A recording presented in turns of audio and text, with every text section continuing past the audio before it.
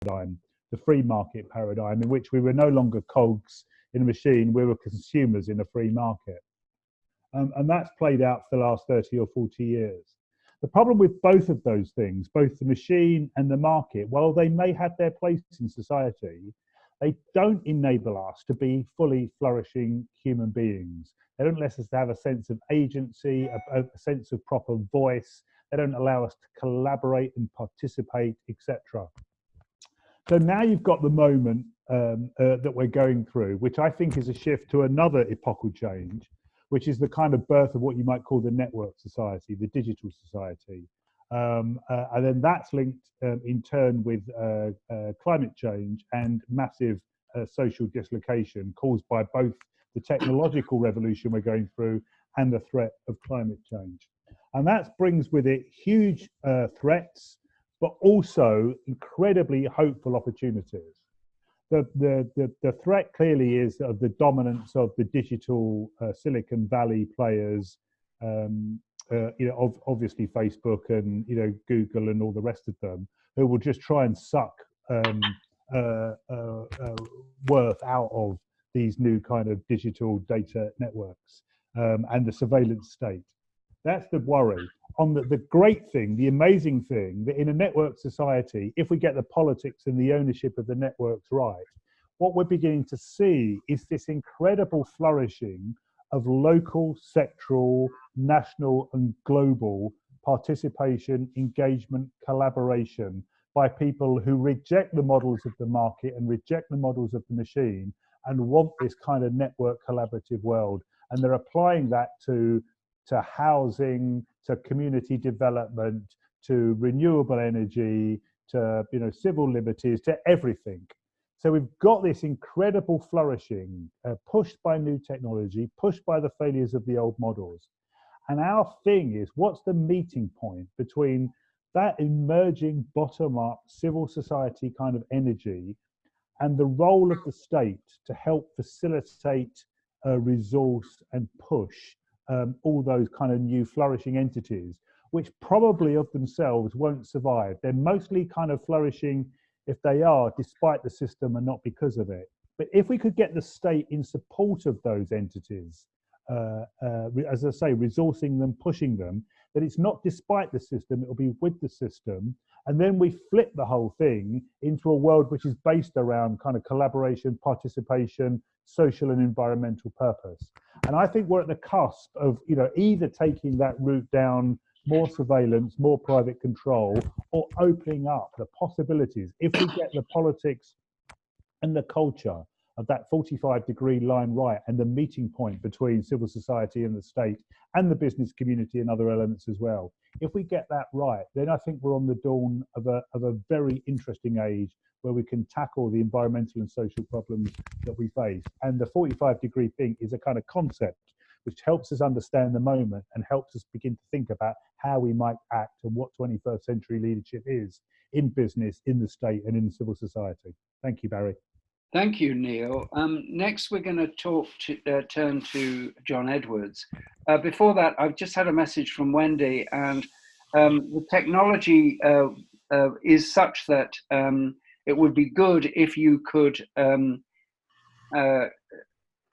she's sharing a screen, if you could unmute yourself, because it's hard for her to do both of those things. Now, I'm going to introduce John.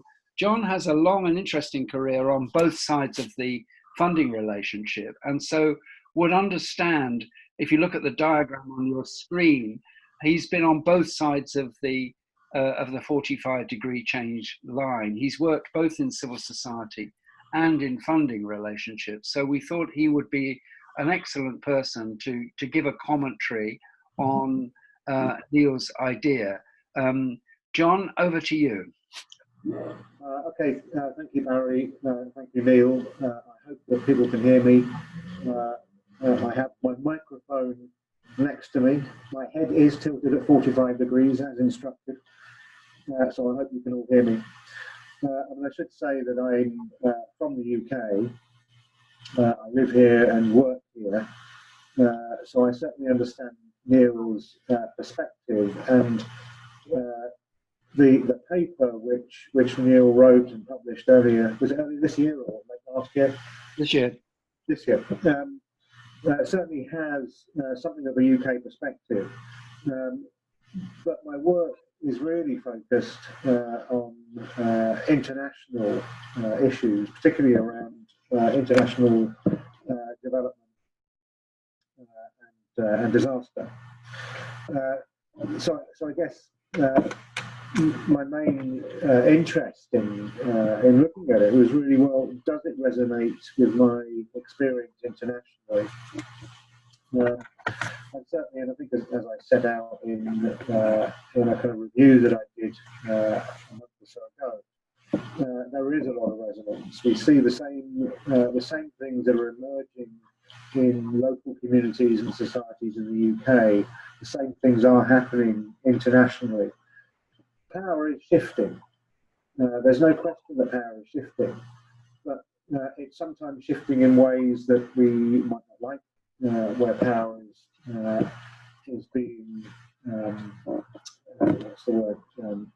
Don, it's quite difficult to hear you. A number of people are saying they find it really difficult to hear you. Is it possible to adjust your sound? I have a microphone right next to me. All right. I wonder if you use the system of the computer rather than a mic, it might improve. Okay. Can you hear me now? Yeah. Okay. I'll try and sit on top of my computer instead. So there's no question that power is shifting, though it's sometimes shifting upwards rather than downwards. And there is, as Neil kind of just outlined, a need to kind of counterbalance that. Though there are emerging examples of the opposite happening, and I'm particularly thinking of things like the New Deal in Wigan that is on your Rethinking Poverty website, and that is all based on negotiating a different set of relationships, and it is those relationships that I think are critical in the new models of organising that we're seeing around the world. Neil referred to participation, and there is clearly a desire from people, and again around the world, to participate. But the ways in which people are participating is very different than the ways that people participated. And Neil set that out very well, but people seem to be much more interested in an engagement that is not a transactional one. They're not just seen as givers to charities, or as givers to buyers of goods and services from business. They want to have a much more engaged relationship with institutions and with organisations. And our problem is that the structures and processes that we're using are still old, and they're not enabling that participation to happen. As I say, my particular focus is around philanthropy, and a couple of things that I see from that viewpoint. Certainly, when you look at the slide that I'm hoping that people can see on their screens, I say, first of all, that depending on where you are in the world, you will see those groups in different places. So it's not a kind of set in stone thing. I'm reminded of a conversation that I had with a group of southern-based non-governmental organisations earlier this year. When they refer to international charitable organisations, they see them as donors. So those international NGOs themselves do not see themselves as donors, they see themselves as NGOs, more or less as equals with southern-based civil society. So depending on where you are in the world, you might see things in different ways.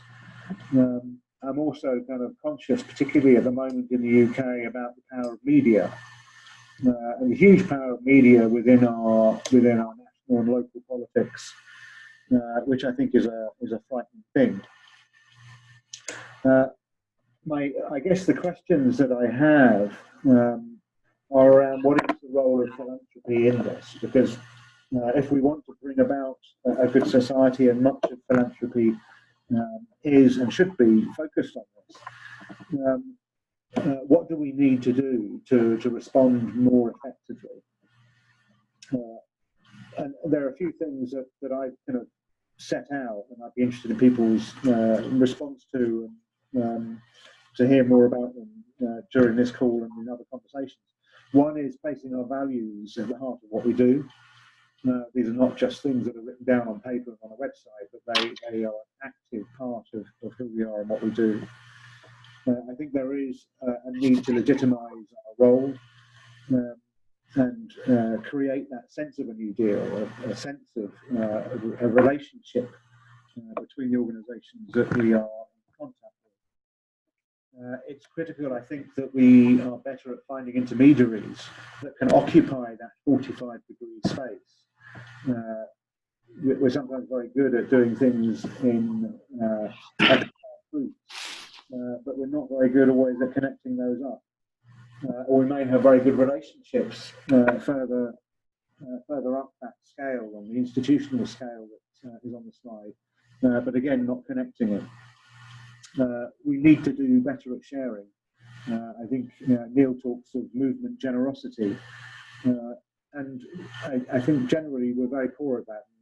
The organisation that I advise is particularly poor at it, but we need to be better at sharing, both upwards, downwards, and horizontally.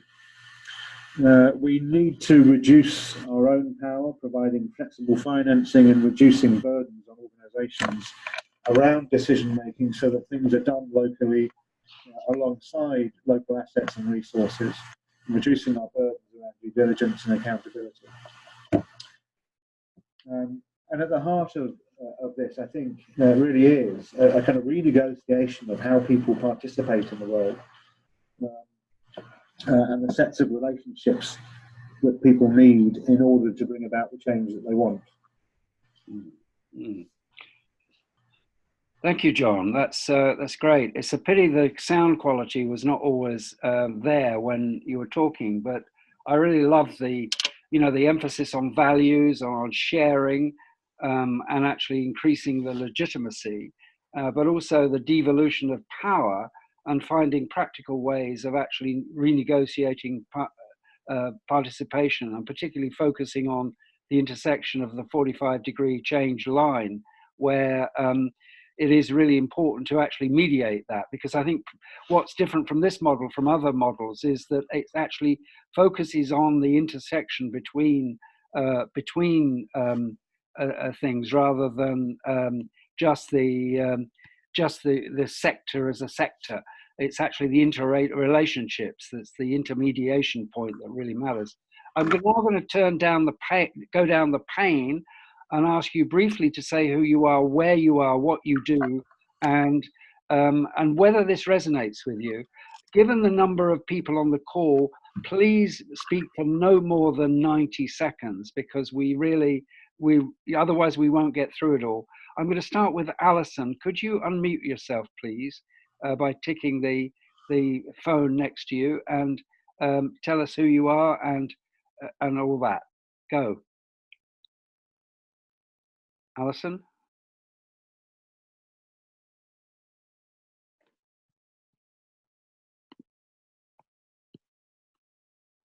Nothing from Alison. Shall we move on to Grace? Grace, can you...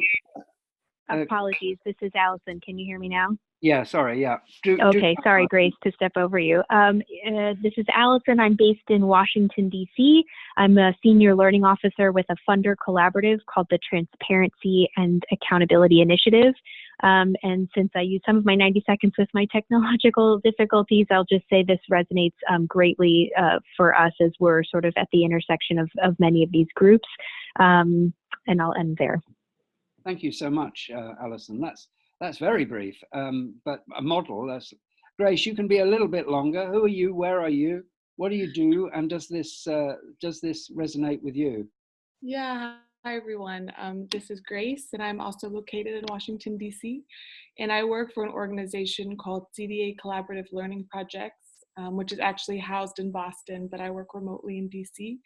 And yeah, this very much resonates. CDA as an organization, we've been thinking about local leadership and systemic shifts for decades, and I'm really interested in getting at the how, like what does that look like, and how to do that in a collaborative and ongoing learning type of way. So yes, very much relates. I'm currently working on a project called Stopping as Success, and we're specifically focusing on INGO aid exits and transitions in different contexts. And a theme that's come out of that from the local partners that we have on the ground have very much been a call for a shift in the system, but not necessarily an into it, not necessarily an into aid or an into international assistance in that way, but just a transformation of it, and a huge focus on relationships and partnerships. And so I'm very keen on discussions like this about getting at the how. What does this look like?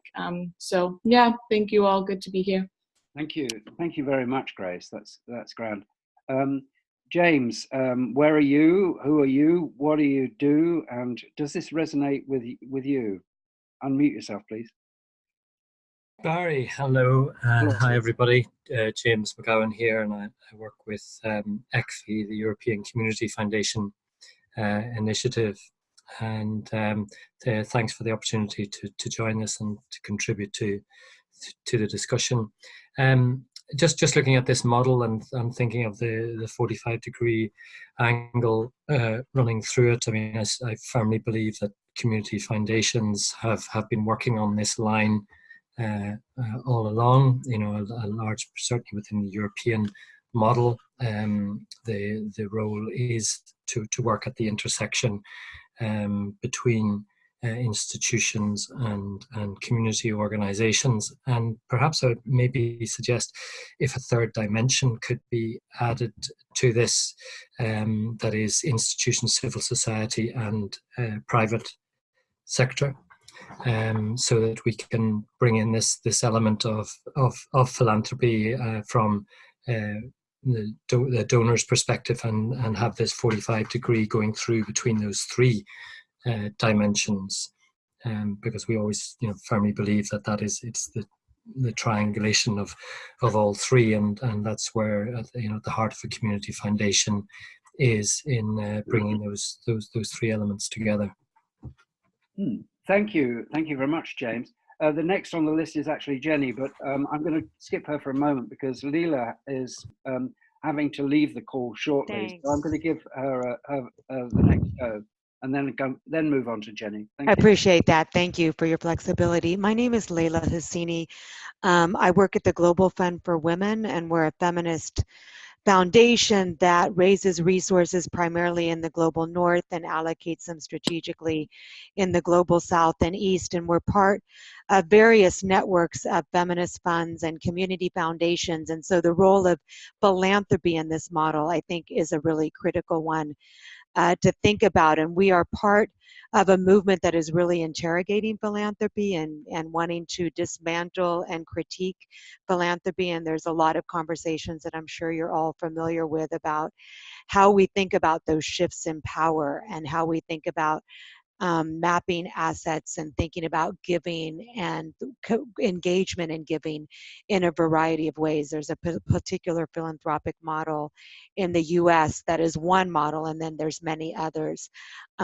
We work to basically resource Global South and Global East organizations and movements that are very much involved in this civil society part of this model, but influencing the institutions that are at the other end. And so I think it's interesting because the way we do our funding is around core support, multi-year support, funding movements and organizations, not individuals, and thinking about how we really contribute to changes in our world today, and thinking about the digital age and different social enterprises and ways that community organizations and movements are organizing differently, and how we as funders can partner and fund differently to better support them. So thank you for this conversation. It's a really useful one to be having. Thank you, Leila. And I know you have to leave, but you will be able to listen to the rest of the. Yes, I look forward to that. Thank you. When it's posted online. Thank you.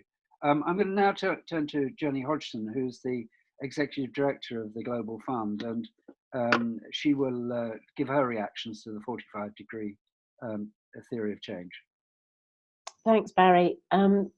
Well, I've been talking to a lot of you about it, so you may imagine that I quite like it, but I think how it does help give language and framing to, I think, one of the dilemmas in development, which is the fact that amazing stuff happens at the level of communities on the ground, sort of emergence, hybridity, and then the story too often when it gets funded, it almost undermines it. And it's something to do with the inability of the formal side of the system, and much of that may have been shaped by indeed government policies that require a kind of vertical type of accountability, but that it almost kind of takes out the heart and soul of what makes kind of good community development good. And so by the time something crosses over the line into the formal side of the system, it's starting to look different, talk about different things, you know, the whole is it scalable, is it replicable kind of model. And I think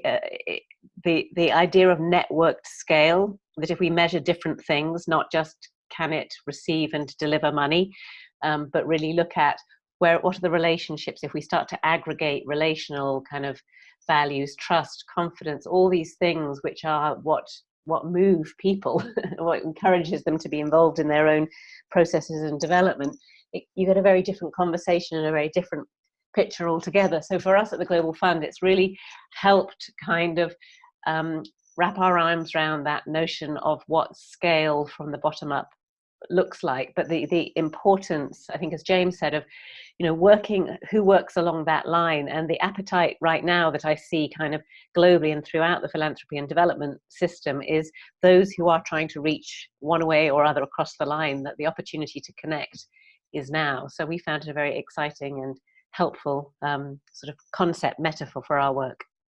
Thank you very much. Jenny, you get to speak again later at the end, summing up. But Liz, you're next. Liz? Hi, everyone. Hi. Can you hear me okay? Yes, we can hear Wonderful. you. Hello, so I'm Liz Harrison, based at Christian Aid in the UK, and currently working on a project called Accelerating Localization Through Partnerships. So it's quite specifically looking at the partnerships that international NGOs like Christian Aid have with local actors, local organizations, local NGOs. It's great to see on your chart community self-help groups as well, because is actually why we're using the term local actors rather than narrowing it down to local NGOs. But essentially it's within the humanitarian response sector. So it's quite specific, but a lot of what we've all been talking about really resonates across all these different sectors, including thinking about power, thinking about sharing better, thinking about the values that we have as organizations and as individuals working for those organizations. So yeah, really pleased to be part of this conversation, and looking forward to sharing in a couple of weeks at the symposium. Last week I was in Brussels for a global meeting of the localization work stream, which is an area of work of the Grand Bargain, which again is quite a specific humanitarian sector set of commitments, but which many institutional donors, government donors have made alongside UN agencies and international NGOs. So there's certainly some areas of synergy that that can be shared across, you know, from the humanitarian sector across to development and all other areas that I think we're all discussing. Yeah, connecting up is a theme that many people have kind of focused on in their responses. So thank you for that, Liz. Thank you. Maria, you're next. Can you unmute yourself? Tell us who you are, where you are, what you do, and does this resonate with you? Maria? Hi everyone, can you hear me? Yeah. Yeah, hi. I'm Maria. So good to be hearing about this model from you and learning alongside others. I'm based in Barcelona. As of 6 months ago, I started working with Oxfam GB on a digital communications project, which was called Global Voices in first, and now it's called Power Shifts. So it's essentially working together with existing platforms and focusing on narrative change. I think everything that's been presented and all the learning that we've been covering resonates a lot with the debates and discussions that I'm hoping to also help elevate and support around rethinking and challenging dominant development practice and thinking, as well as the role of INGOs in all of this, coming from within the development bubble, with a central principle that aims to elevate critical voices and people-led initiatives from the global south. So essentially questions that we're asking around what does active solidarity mean with visionary grassroots leaders in the global south? How do we create deeper dialogue with each other and weave different voices into the conversation? How do we help reimagine the world and support those who are holding the powerful to account? How to embrace nuance and social change, et cetera, et cetera. So those are the conversations that I think resonate a lot with all that's being proposed here, and I look forward to hearing more about it. Thank you. Thank you very much. Thank you so much. Can we turn to Minerva next, please? Who are you? Where are you? What do you do? And does the theory of change resonate with you? Yeah, hello. This is Minerva Zamora. I'm in Punta de Mita in Mexico.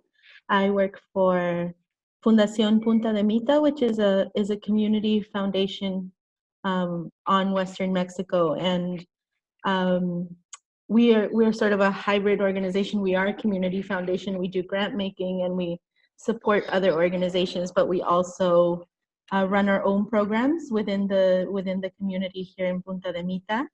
And so this conversation has been very interesting because we're very much, I feel like, in the middle of it, sort of on two ends. On one end, that's connecting really the ground community and the actors that should be making decisions, or that we want to empower to make that change and to make decisions about their community. That connection to nonprofits and to funders and things like that, but also we're starting to be more involved in then how does that translate further up to institutions, to government, to decision making and policy change. So it's very interesting on that end as well. Thank you so much. Rasha from Palestine, are you there? Yes. So who are you? And we know where you are, but what do you do? How does this theory of 45-degree change suit your situation in Palestine, Rasha? So that's what I'm here to learn.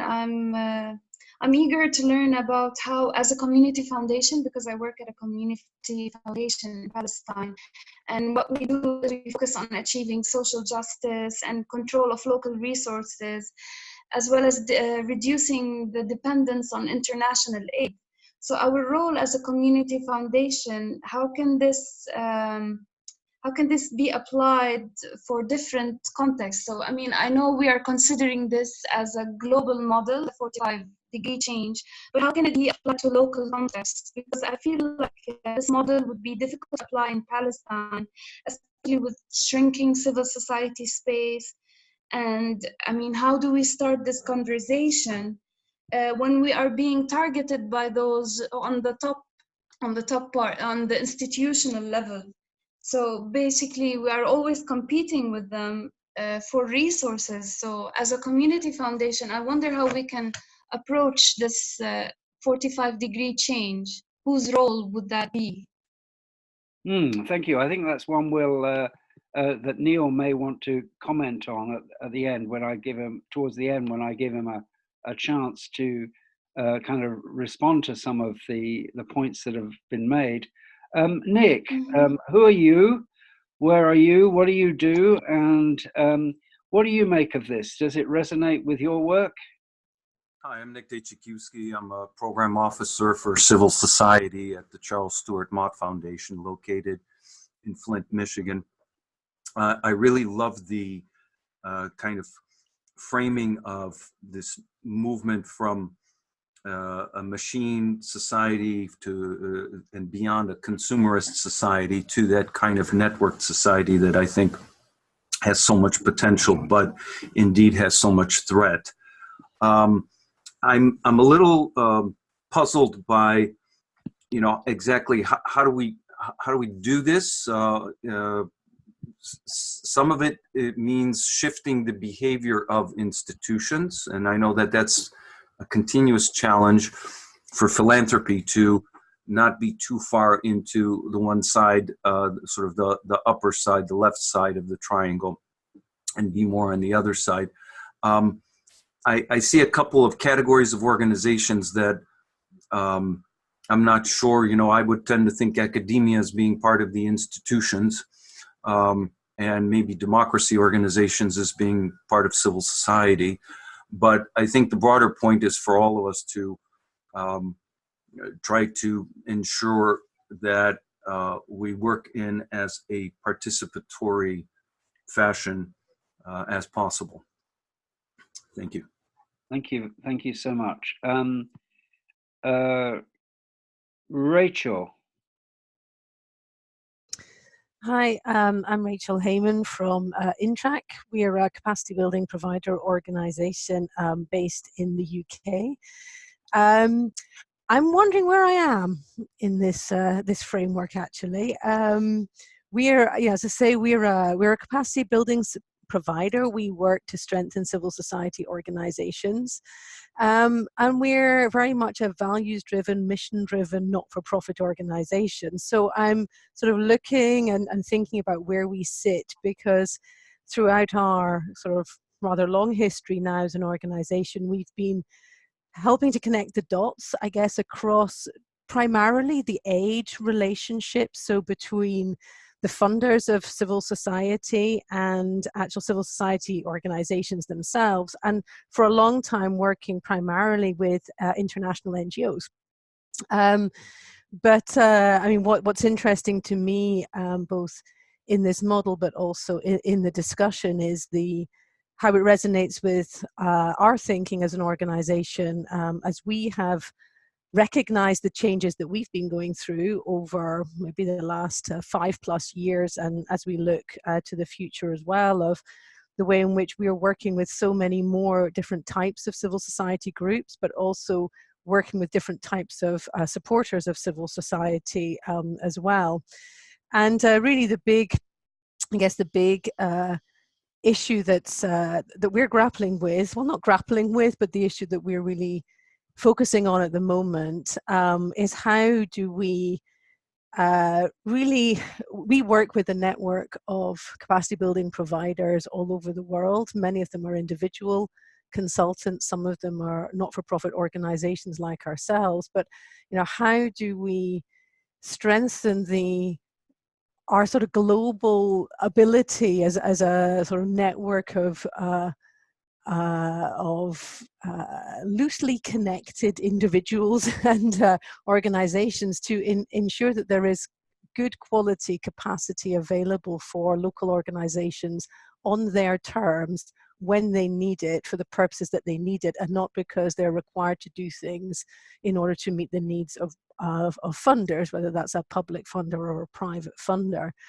And that's, I think, the big sort of interesting shift for us, is this connection, sort of building that confidence and building that interest of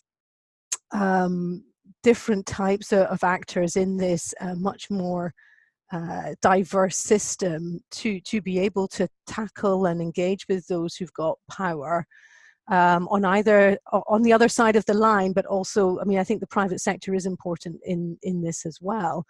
So, you know, what we're really interested in is thinking about those intermediary functions, thinking about those networks and those connections and those relationships that enable organizations that don't feel that they've got power and voice to have that power and that voice to be able to tackle those others within the system on an equal footing, and sort of change some of those power dynamics within that. Thank you. really interesting conversation. Thank you, Rachel. That's very helpful and a good contribution to taking us forward. Sadaf, where are you? And I can see your picture. What do you do? Does this resonate with you? Yeah, thank you. So I'm Sadaf Shalwani. I'm the Director of Learning and Evaluation with Firelight. Firelight is a multi-donor fund that partners and supports community-based organizations in sub-Saharan Africa to mobilize community action for children's rights. Most of our team is based in East Africa, but we have an administrative office and headquarters in California, and I work remotely from Toronto. It's interesting that I follow Rachel because I think Firelight has always distinguished itself as seeking not to just give grants, as in seeking not to just be an intermediary grant maker, but also really building CBO's power and sorry, not building, but sort of creating space to unleash that power, to creating space for that voice, to help and work with our partners to build knowledge and evidence around the power of community action. And also, as Rachel said, to support the strengthening of organizational capacity, because the fact is that we all still exist in a landscape that values certain qualities. And so in recent years, we've really been grappling with how to navigate this donor-driven landscape with our belief and our partners' belief in community-driven development. How do we support our partners to build their capacities in the areas that they prioritize, drawing from their own peers and networks within their own countries and regions, and at the same time being responsive to creating sustainable networks and helping bring some of that global north funding to where it might be useful and productive to our CBO partners. I'll stop there. So yes, it all resonates. I think that the 45-degree line is probably right where Firelight finds ourselves. And as Leila mentioned earlier, the role of philanthropy plays such an influencing role. And so I think we need to think about how that shapes all of the whole chart. Thanks. Yeah, that reflects very much what John said about the role of philanthropy being, flexible and can actually begin to negotiate systems in a way that some of the more state-based approaches find it more difficult to do. Now to Vadim, you're the last on the list, Vadim, because I realize this pane is alphabetical and your name begins with V, but you're certainly not last. You're certainly last, but you're not least. Oh, thank you. My name is Vadim Gergienko, and I represent here Foundation Molodna Ghromada, Ukraine. Our foundation supports development of some innovations, in particular for more effective cross-sectoral interactions with modern technologies. We name it Smart Interactions. And now we are piloting it in selected local communities. 45 degrees is very resonant with what we do. And I think that Smart Interactions can be useful for further steps as well. In June, I took the liberty to present 45 degrees on working meeting with representatives of local communities of all regions of Ukraine to get their feedback as well. We can talk about it in London in more details if it will be interesting. Now there are just two remarks. First, now our team has a month trip to small rural local communities. It's quite interesting period of decentralization in Ukraine, and sometimes you cannot find developed left side, sometimes you cannot find right side of 45-degree diagram.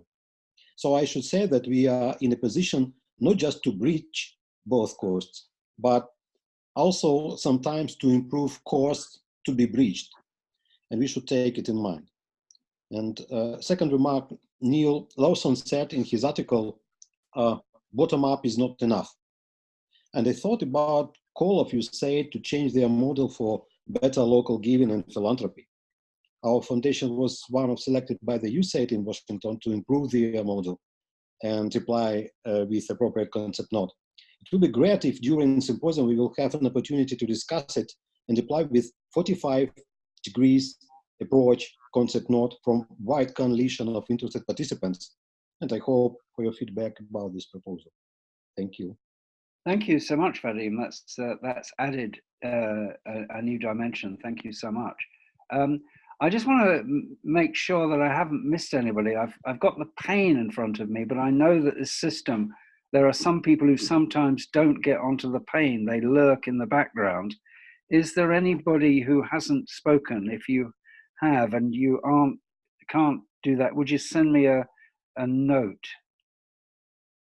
Hearing nothing, I continue. Okay, so we've had one go around. We've got 13 minutes left. I'm going to turn back to Neil to reflect on what he's heard and whether the points that you've made are actually enhance the argument, or whether he'd like to dispute some of them, or what. Neil, what's the how do you react to what people have said?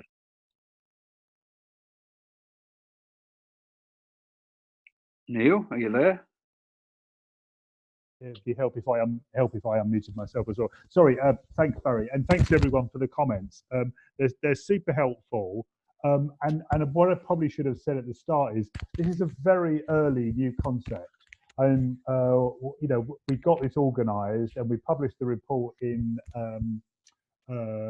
sort of February of this year, and we haven't really had the chance or the opportunity yet. We've talked to people about it, and the feedback is brilliant.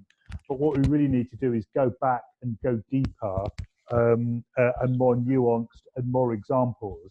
And as soon as you look at the slide that's in front of you with the the diagram and the placing, and as soon as you start to analyze it, it really is just a concept.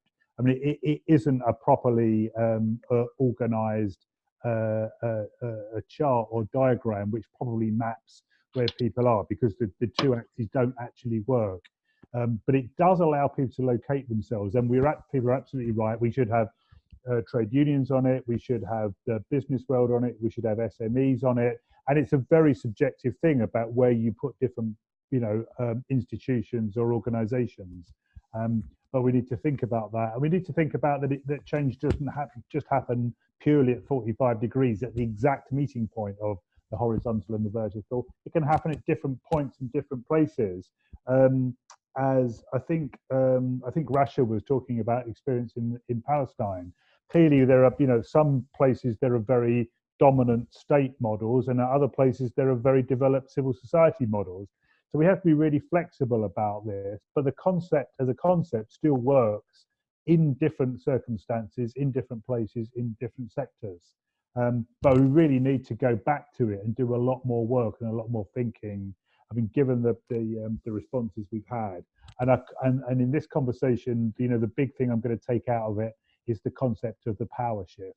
I mean, that's why the kind of shift the power concept, I think, works really well with 45-degree change, because obviously this is about the state being in a position where it wants to give up power rather than hold it and do things for themselves.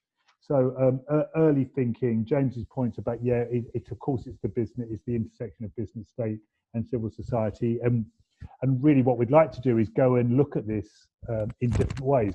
What does this mean for the business sector? What does it mean for localism? What does it mean for the state? What does it mean for different actors? Because it's going to mean different things, but we'll generate a kind of a zeitgeisty kind of ecology, organic view of these things when we start sharing different examples from different places. We're about to publish something from a group of community development workers in the UK. Again, it's a UK focus, but it talks a lot about the kind of more localist participatory kind of implications of 45 degrees. Just seeing if there's anything else. I think what Rachel was saying about capacity building, clearly, if the state wants to kind of build in agency, autonomy, independence, as opposed to a much kind of a kind of paternalistic model, then that's a big cultural shift, and that's the thing that we have to kind of move our way through. So look, lots of really good feedback, which I can use in a new iteration of this thing, and we can develop again at the conversation. And over to Jenny in terms of what happens in 2 weeks' time. Thank you, Neil. I'm going to turn to Jenny now, just to as the final kind of formal contribution. Then I'll try and say a few things in summary at the end. Jenny, take us to the symposium and what this means, this conversation means in relation to that. Thanks, Barry. Well, I think what is attractive about the 45-degree change framing is that it moves away from the sort of international development paradigm where the preoccupation is with the flows of money, and that's what defines it and has shaped institutions and structures. They've been, shaped in those ways as a result of that. That it could be relevant in the UK. It might look a bit different in Palestine, but the idea that we're all trying to work towards a good society, and this tries to help us think beyond. Well, I must fund something in order for it to happen. It allows us to see what isn't so easily seen, as Neil had written in either in this paper or around it. That how do we move from seeing all this kind of good organic bottom-up initiatives not just being as kind of fireworks that they glow and then but they are vulnerable and can be destroyed, they can kind of disappear suddenly, to how do we start seeing this as a way that we can see and think around the kind of change we want. And so in London, what we're trying to do is bring together people who are located across, specifically the philanthropy and development system, grassroots organizations, the bridging organizations like the intermediaries, community foundations, interlocutors that work along those lines.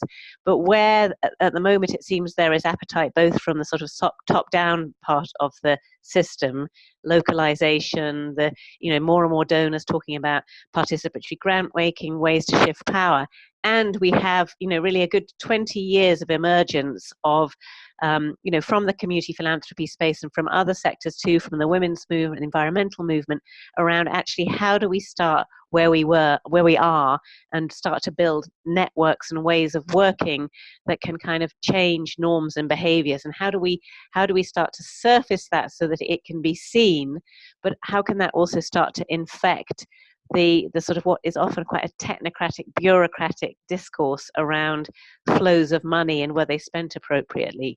So, I think in terms of the London meeting, we're really asking people to come together to say, actually, what we don't need at the moment is money in a sense. We need to join up some of these pieces and start to seeing, actually, we do have assets in terms of people deployed across the system. So how can we enable each other? What are the arguments, the evidence, the metrics, all these kinds of things could actually start, rather than turning this ocean line around, how can we move from an ocean liner to kind of fleet of boats, smaller boats that are more nimble, but actually when they pull together, they really represent something in terms of kind of a significant power. So as part of the lead up, this is one of a number of these weaving conversations that people are holding in 2s and 3s, doing podcasts for, larger groups, but on some of these, what are some of the elements of this conversation that we need to think about, measurement, metrics, ways of working, governance structures, models, all this kind of narratives that actually, if we started to line them up together, we might be able to move further in the right direction. I'll stop there, Barry. Thank you so much, Jenny. That's very helpful. We're now coming towards the end.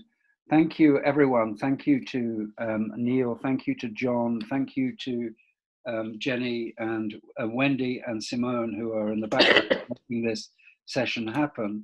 And to all of you for such kind of thoughtful sort of contributions. I've been thinking as well along the this is the second of 2 webinars we've run on this today. And I think, one thing that's very clear is there is an appetite for change. Neil's framing of, the stages, the statist cog kind of world and the free market consumerist world now being replaced by a network society, and the opportunity for that doing something really rather different. And I think what the 45-degree change gives us is a model. It's a way of thinking. It's not a perfect kind of graph. I mean, mathematically, this makes no sense, but heuristically, and it does as a metaphor for what we need to do. It's really, really important. And it, you know, that we could fill this out by empirical work to begin to look at various localities and begin to say, well, where do trade unions fit in this? Where do business fit in this? Where do SMEs fit in this? I mean, I use this actually in Syria, and one of the kind of critical and most helpful vertical lines was actually the military, because the military actually understood the horrors of war and were actually trying to change it. So things will change according to context, and that's really important. I think the other thing to say is that there's a universal here, because if we want change, you look at systems theory, which this kind of draws on. There are two sides. On the top left-hand side, we've got the design sector, and on the right-hand bottom side, you've got the emergent sector. And those two sectors are bound to be in conflict, because the new will always attack the old, and so it should. The socialist historian G.D.H. Cole, writing in the 1940s, talked about the process of emergence and design as bad mixers. So we really need to work on that kind of the organizations that are intermediating between emergence and design are really important. And it's not one question about the funders being bad and civil society being good. We all need to learn. And I think that John's contribution about changing our values, thinking about power, thinking about sharing, using movement generosity is an indication that our culture really needs to change. It comes down to what we all do tomorrow and how we are. One glimpse of British politics would be a paradigm case about how not to do things, because, you know, rudeness and abuse is the order of the day, and we really need to kind of come into a new kind of understanding with one another that actually bases on, you know, a model of power that is power with you and me, not power over you and me. So in a sense, I think we owe a service to, we owe, you know, thanks to Neil for actually, because he's a pioneer of this stuff, and he's been going for a while on this and doesn't necessarily get the recognition he deserves. But I think you know, if we can use this to improve our conversations and think about the actions and think about the things we can do, we will actually make progress, because civil society is great, but it tends to be splintered and it tends to be individualized. And we need to kind of think of new ways of connecting. Connection is really the key. So with all that, I'm going to stop and thank everyone and say, wherever you are, you've got, you know, where in the day, I hope this, the rest of the day has been as good as the conversation we've just had is. So thank you, and see some of you at the symposium, see others of you in other venues, and thank you for your time. Bye now. Thanks, Barry.